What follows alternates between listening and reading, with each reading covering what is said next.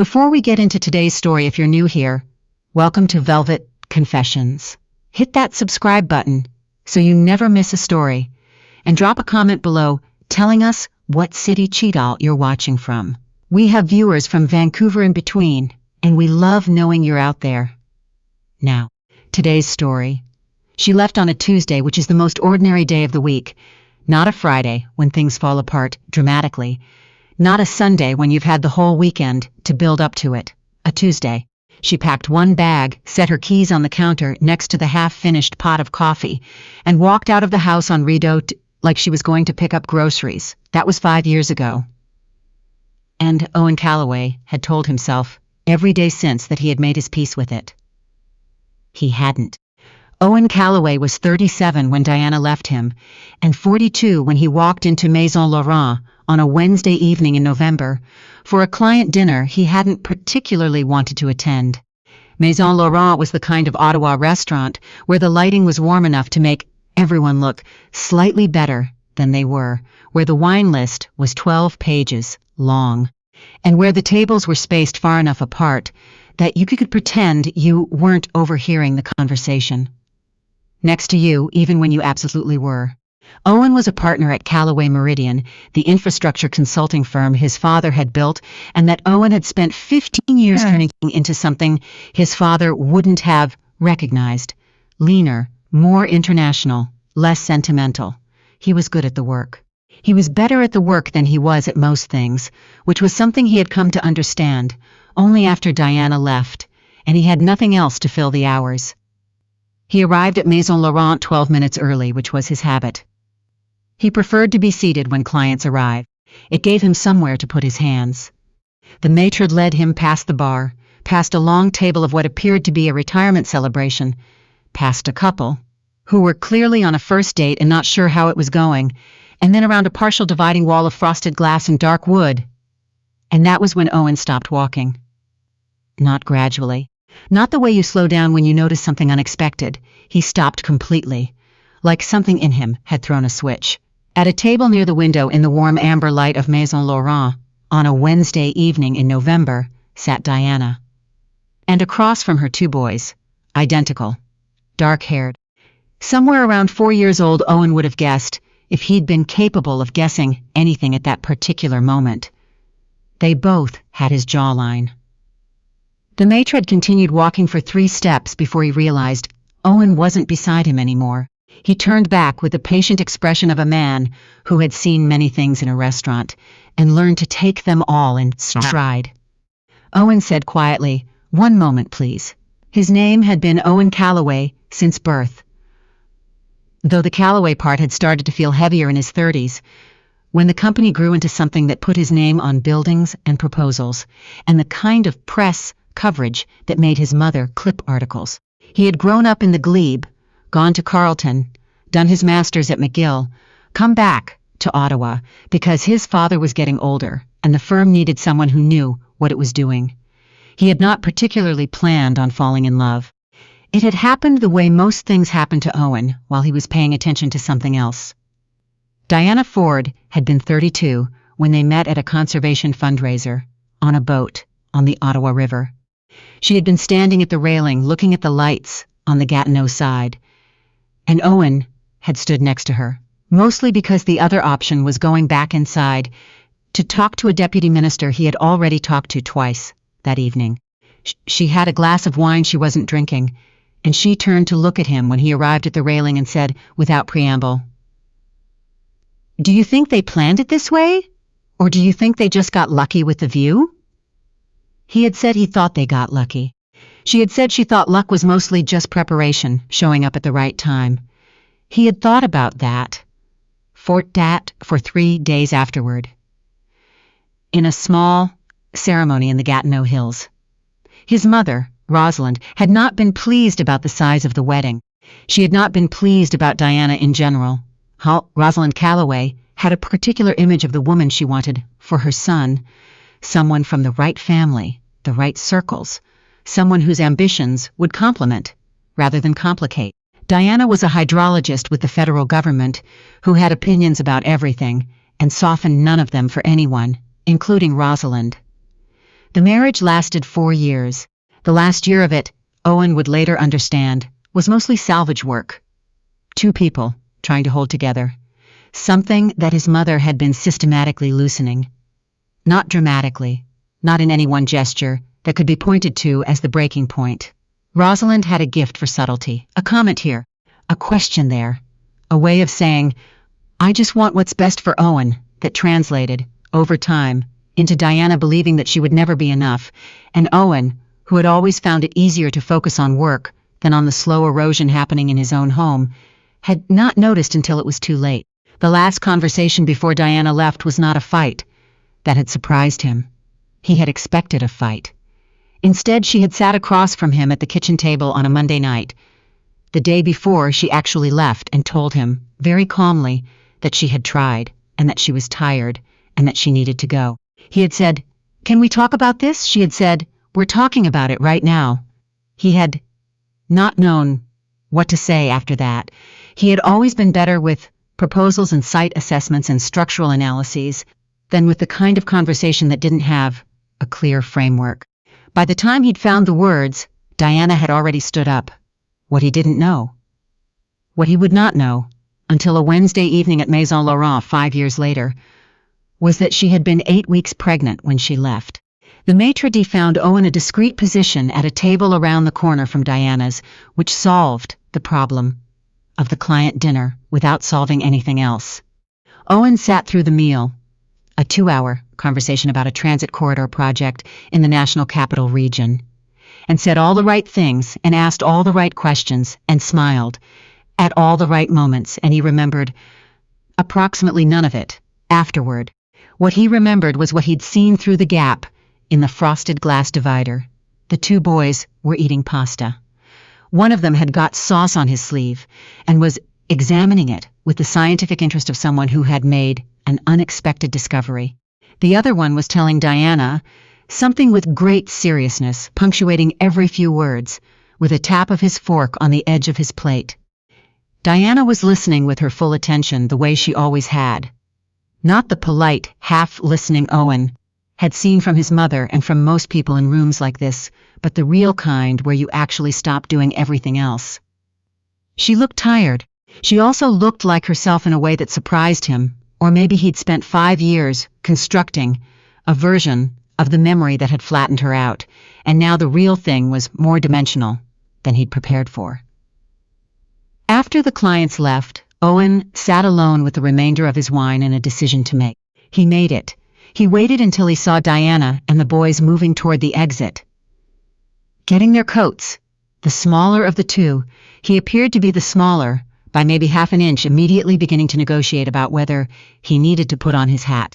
Diana applying the universal parental technique of ignoring the negotiation entirely and simply putting the hat on anyway. And then Owen stood up, walked to the front of the restaurant, and said her name. Diana, she turned. 5 years is enough time to change most things about a person. Diana's hair was shorter. There were lines around her eyes that hadn't been there before. She held herself slightly differently. Not less, exactly, but more contained, like someone who had learned that her own weight could get her through things. For a moment, neither of them said anything. Then one of the boys looked at Owen with the completely unguarded assessment that 4-year-olds perform on strangers and said, "Who are you?" Owen looked at Diana. He said, very carefully, "How old are they?" She didn't look away. He would give her that. She had never been someone who looked away. 4, she said. They turned 4 in March. Owen did the arithmetic in the particular involuntary way that his brain had always done arithmetic, instantly and without being asked. He stood there in the lobby of Maison Laurent in his good coat with the remainder of the evening's professional composure, still sitting on his face like a mask, and underneath it something was moving that he did not have a name for yet. "Their names?" he said. "Theo." She nodded at the one who'd asked the question. Then, "And Eli." Ellie had already lost interest in Owen, and was now trying to see how far his scarf could be unwound while still attached to his neck. Theo was still watching Owen with the calm, evaluating expression of someone who had a great deal of questions and was deciding which one to ask first. Owen said, "Diana, I need to." "Not tonight," she said. Her voice was quiet, steady. She had always been steadier than him, which he had not fully appreciated when it was something he had access to every day. Please. Not tonight. He let them go. He stood in the lobby of Maison Laurent for a moment after the door closed, and then he walked out into the November cold and stood on the sidewalk and breathed the way you breathe when you've just been informed that the last 5 years of the story you've been telling yourself about your own life were missing several chapters. He called her the next morning. She didn't answer. He sent a message, brief, nothing that could be misread, just, "I'd like to talk when you're ready. No pressure. I'll wait." She didn't respond for 4 days. When she did, it was a single line. Thursday. Coffee. The second cup on Elgin. 10 a.m. He was there at 9:45. She arrived at 10 on the dot, both boys with her, because, as she explained without apology, it was a PA day at their daycare, and she didn't have other arrangements. Owen had not anticipated this. He adjusted. Theo ordered a chocolate milk with the confidence of someone who had done this many times and was not interested in other options. Eli looked at the pastry display for a long time and then, with great deliberation, selected a blueberry muffin, and then immediately asked Diana if she could hold it because he didn't want to carry it himself. "You chose it," Diana said. "I know," said Eli. "But you have pockets." Owen watched Diana try not to smile and mostly succeed. He ordered a black coffee. Diana ordered a tea. They sat across from each other, while Theo arranged 3 sugar packets into a shape that apparently meant something to him. And Eli worked methodically through the top of the muffin. First, which was, he explained to no one in particular, the correct order. Owen said, "I didn't know." Diana rapped both hands. "Why didn't you?" "Owen." She said his name the way she used to when he was about to ask a question that he actually already knew the answer to. "You know why." He did know why, actually, when he made himself look at. Not the version he'd been carrying for 5 years. The one where she had left. For no reason he could understand. Where her departure was the central mysterious wrong that had been done to him.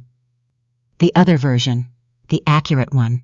The one where he had let his mother slowly, methodically make Diana feel like an inconvenience in her own marriage, and where Owen had been so focused on managing Rosalind and managing the firm and managing everything except the actual relationship that he had not noticed or had noticed and not acted, which was maybe worse. "I tried to call," he said, "that first month, multiple times. Your mother told me not to contact you," Diana said, matter-of-factly, like she was reporting a weather event that had occurred and was now over.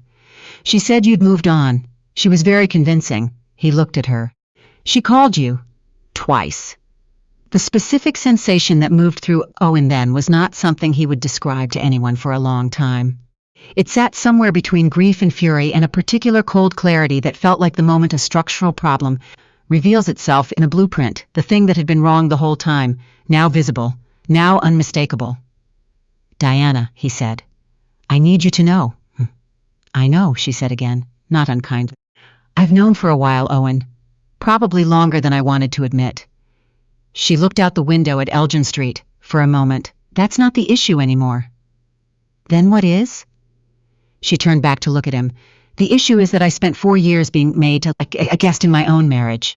And then I spent the last 5 years raising 2 kids alone while working full-time. And I'm okay. We're okay." She glanced at the boys.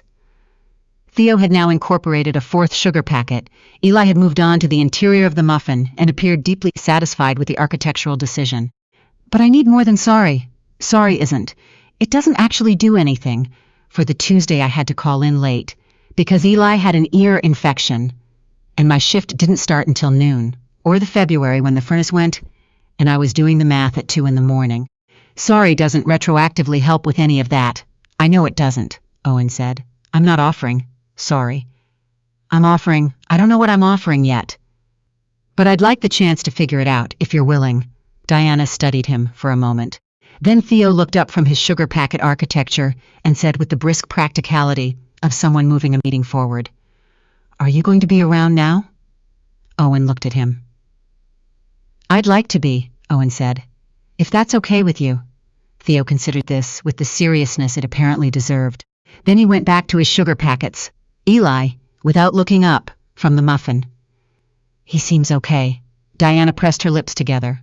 Outside, a November Saturday in Ottawa was doing what Ottawa Saturdays in November do. Gray sky, a few early flurries drifting without commitment, the city carrying on regardless.